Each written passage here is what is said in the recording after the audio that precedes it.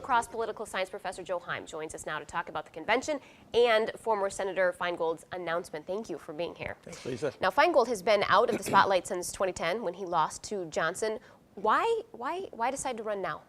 You know, that's a good question. I'll give you a couple options. One is maybe he's just feeling bad about losing in 2010. 2010 was a wave election for Republicans.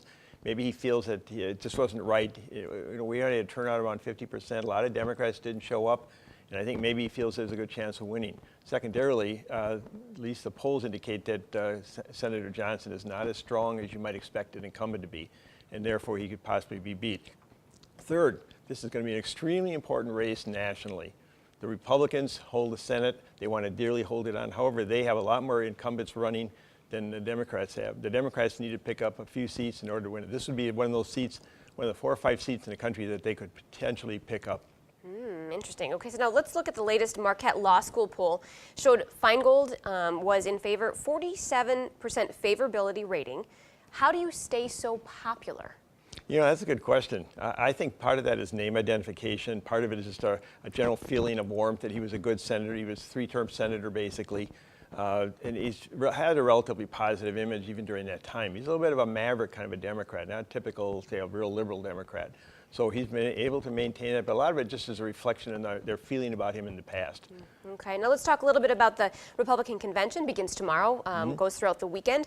Why is La Crosse such a hot spot for Republicans? Is there significance to the fact that that convention is going to be here? That's a good question. I think they enjoy La Crosse. I think the real reason they're back here is because this is a good community it's a lot of fun. It's a good downtown, is great. And I think that's the real reason they're back here. I think this is the second time in about 5 years that they've been back here, so that's a good sign. And just kind of broad brush so people know, what is this convention all about? What happens at these conventions? Well, it's an annual event. You have to know that every year they have this type of, both Democrats and Republicans meet in May and June.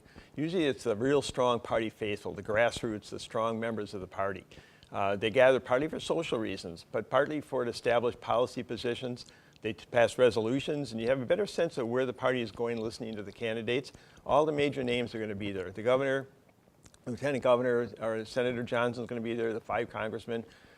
Republicans have been doing pretty well in recent years. And I expect that part of this is to generate enthusiasm for 2016. So there's a social element to it, but a political element as well. All right. Thank you so much for your time tonight. Thank you, Lisa. We appreciate it.